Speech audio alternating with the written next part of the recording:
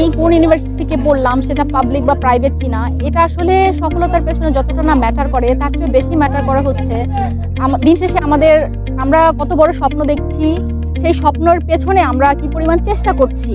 আমি আকলিমা আক্তার, আমার ব্যাচ হচ্ছে 13 batch, state university of Bangladesh.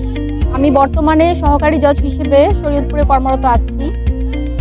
State university সম্পর্কে বলতে গেলে আসলে আমি প্রথমে স্টেট ইউনিভার্সিটি সম্পর্কে জানতে পারি তখন একটা ফেয়ার অ্যাডমিশন ফেয়ার চলছিল। আমি 100% ওয়েবার এই ইউনিভার্সিটিতে পড়েছি।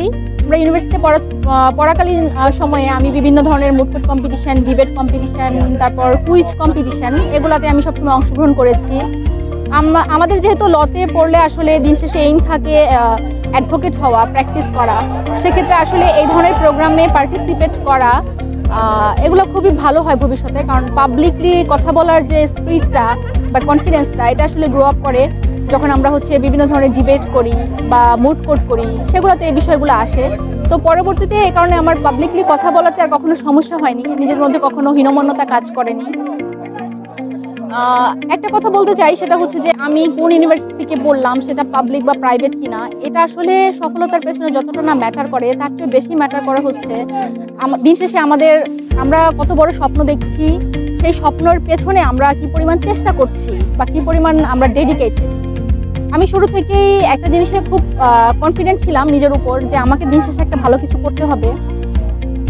সেক্ষেত্রে আমার ইউনিভার্সিটি আমাকে সবসময় সাপোর্ট দিয়েছে।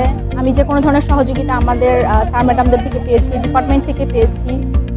বিভিন্ন কম্পিটিশনে আমি সবসময় অংশগ্রহণ করেছি।